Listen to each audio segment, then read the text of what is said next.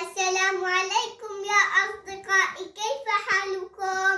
وما أخباركم؟ حياكم الله. لقد اشتقت إليكم كثيرا كثيرا كثيرا. أهلا. اليوم جئتكم بخبر جميل جدا. ما رأيكم أن نتعرف أكثر على شهر رمضان، وأن نضع جدولا يوميا ينظم لنا أوقاتنا؟ هيا بنا. هناك جوائز كثيرة وتحديات مثيرة. هيا بنا. فقد أطلقت مؤسسة جيل مسابقة